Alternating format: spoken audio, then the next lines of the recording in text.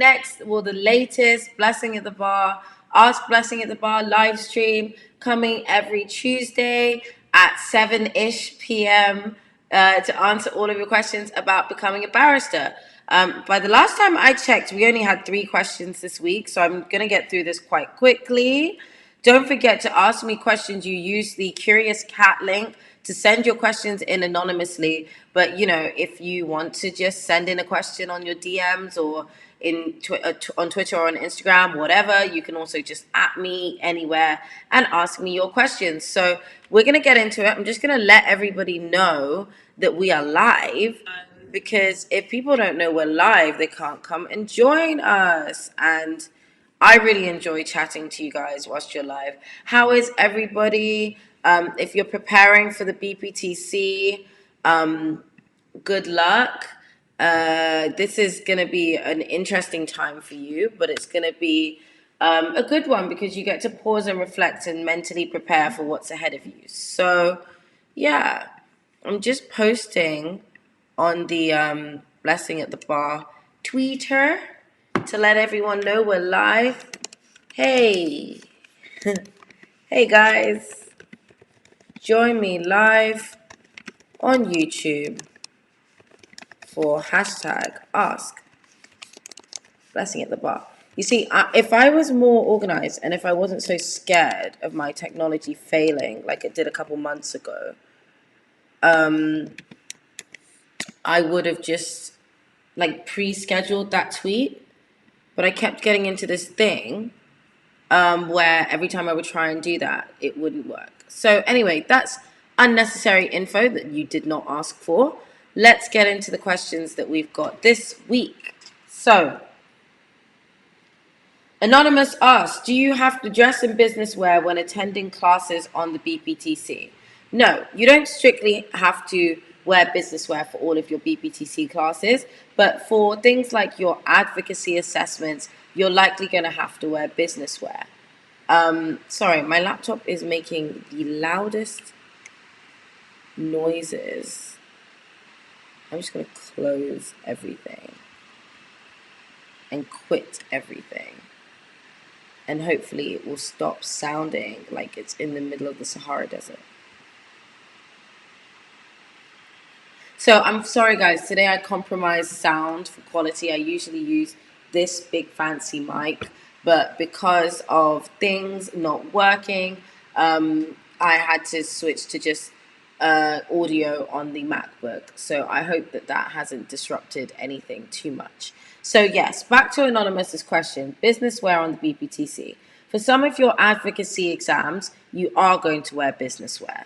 So you're going to need to look like a professional barrister. Remember, the course is about professionalism.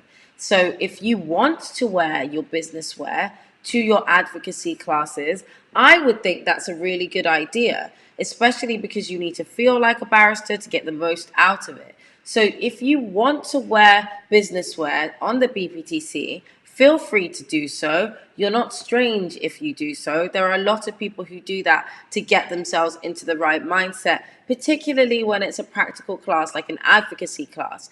The video that I'm about to publish on lawcareers.net's YouTube channel is... Hey, Kieran! The video that I'm about to... released on lawcareers.net's YouTube channel talks about the core subjects and all the different ways that they're assessed. So the advocacy assessments are those recorded assessments. So yeah, wearing business wear might make you feel better whilst you're doing it.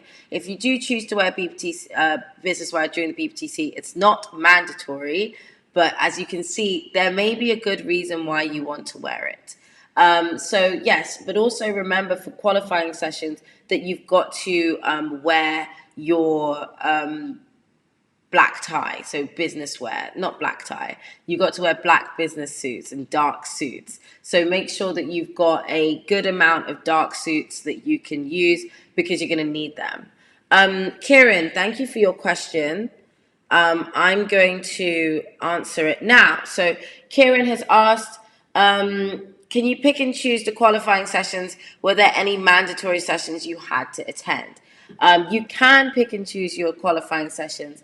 As far as I'm aware, none of them are mandatory because they all need to be signed up for.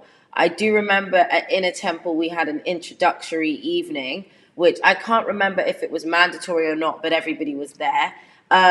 You pick and choose your qualifying sessions. So whatever it is that you want to do, you select it, and as long as you get all 12 of your qualifying sessions by the set date, that's pretty much it, basically. Yeah, so the INS should have a range of qualifying sessions. You don't have to do one in particular in respect of which ones you do. So I hope that's answered your question.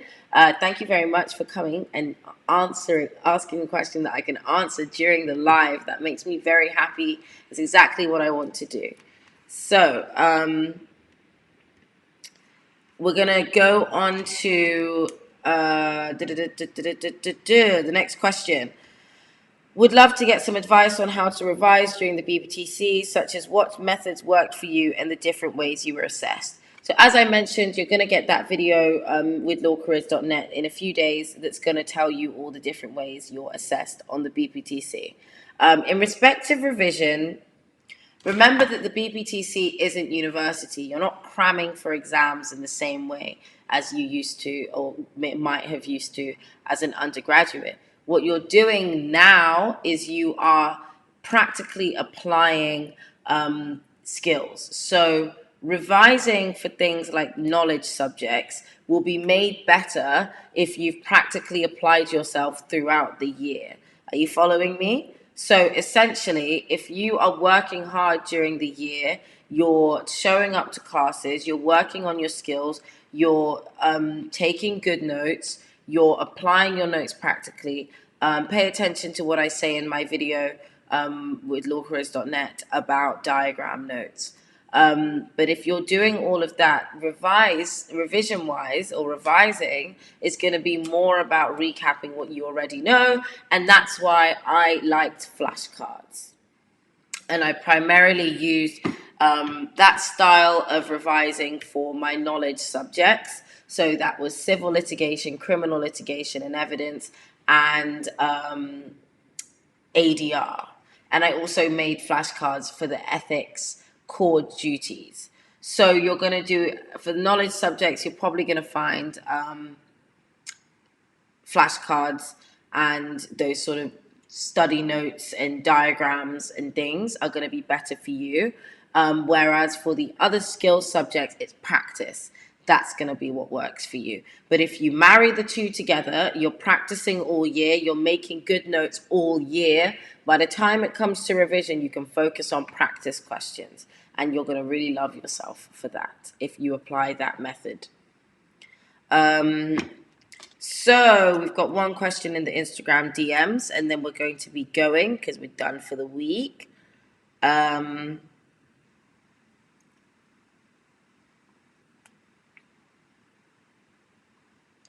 Oh, hi, Kieran. It's your question again.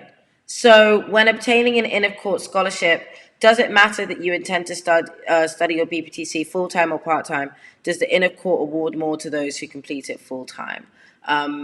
As far as I'm aware, now I presume you would have checked with the in-of-court as well, so please defer to them on this. But as far as I'm aware, I don't think that that is a thing because they're paying for your study.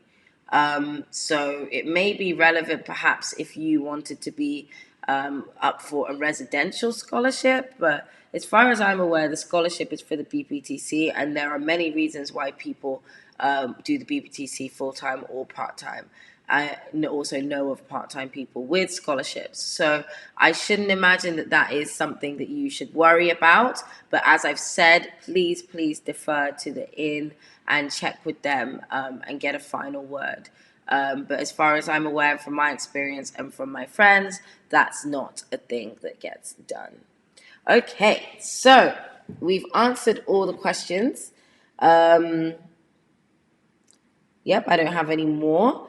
So thank you guys for another great live stream. As always, I'll be here on Tuesdays at 7 p.m. I'm sorry about the delay today. And I'll be answering all your questions. So ask them away in any way you want. Don't forget to go to blessingatthebar.com and sign up to my mailing list and follow me on all of my social media accounts. But that's it from me, guys. Lovely talking to you as always. I will see you. Peace out. Bye.